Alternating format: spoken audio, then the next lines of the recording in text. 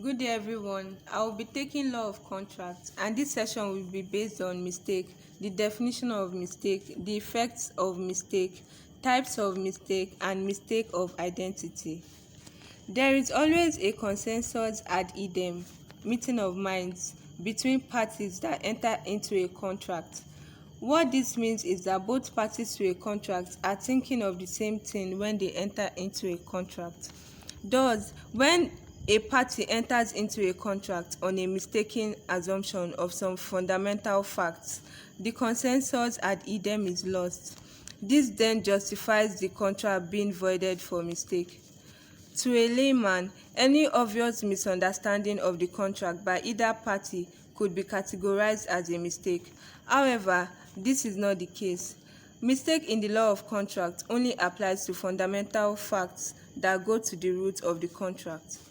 The effect of mistake in a contract was well espoused by Lord Atkin in the case of Bell and Anno versus Lever Brothers Limited, All England Report 51. In this case, Lord Atkin stated, if mistake operates at all, it operates so as to negate or in some cases nullify consent. From the above, if consent is nullified in a contract, its effect of a mistake in a contract will be to render that contract void.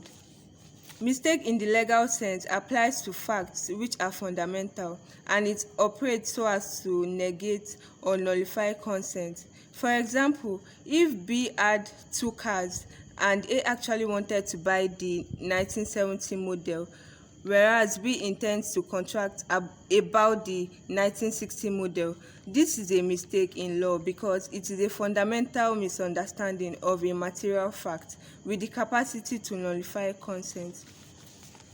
Types of mistake. We have common mistake, mutual mistake, and unilateral mistake. Common mistake. This occurs when both parties to the contract are mistaken about the same state of affairs. This state of affairs could either be a mistake of subject matter or of title. For instance, if A buys a car from B, while unknown to them, the car had been destroyed, it is a common mistake. Common mistake is generally of the following classification. Mistake as to existence of the subject matter, that is res extincta. This is embodied in the example given above, where the car was destroyed. Thus, mistake as to the existence of the subject matters occurs when both parties contract under the mistaken belief that the subject matter existed when in fact it did not. In the case of Cotoria versus AC, both parties entered into a contract for the sale of a cargo of corn. Unknown to both parties, during the voyage, the corn got fermented and it was subsequently sold off by the captain of the ship. When the seller sued for the contract price, the court held that this was a case of res extincta. As a result, the contract was voided. Mistake as to title, that is res sua. This occurs in a situation which parties to the contract are mistaken as to the title of the goods being sold. It usually occurs when the buyer of the goods is also the owner of such property unknown to him. In the case of Copper versus Phibbs, X agreed to take lease of a fishery from Y. Unknown to both parties, the fishery already belonged to X. It was held that in this situation, the agreement of lease was void for mistake. See also the case of Abraham versus Chief Amodu Tijani Oluwa. Mutual mistake. Mutual mistake occurs in a situation in which both parties make the error.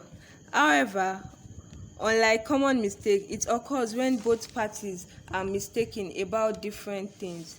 For instance, in a situation in which A agrees to sell his Jeep to B, if A intended to sell his Lexus but B thought it was a Toyota, there is no required consensus ad idem between the parties.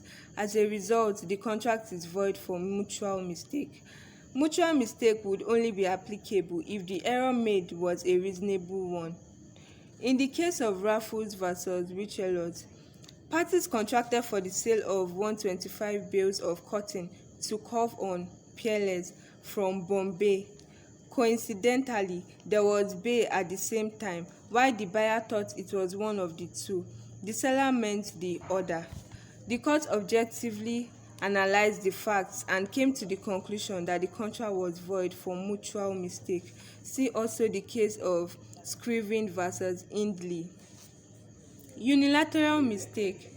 This occurs when one party is mistaken concerning the facts of the contract and the other party is aware of this and exploits it to his own advantage. If this is discovered, it would render the contract void. Most cases of unilateral mistake concern mistake of identity and mistake concerning the terms of the contract. In other words, it is the subjective intention of the person making the mistake that the court considers. Regarding the other party who knows or is assumed to know of the mistake, the test is an objective one. Where he himself did not induce the mistake of the first party, he is nevertheless presumed to be aware of the mistake if it would have been obvious to a reasonable man in the circumstances. In the case of Yusuf versus Nigerian Tobacco Company, the court held that it was a clear case of unilateral mistake and that the plaintiff must have known that the defendants made a mistake. According to the court, any reasonable person would have been put on his inquiry as to the correctness or otherwise of the freight rate. Mistake of identity. This occurs when the mistaken party goes into the contract due to a misconception concerning the identity of the other party. In order for a plea of mistaken identity to succeed, the following conditions must be fulfilled. 1.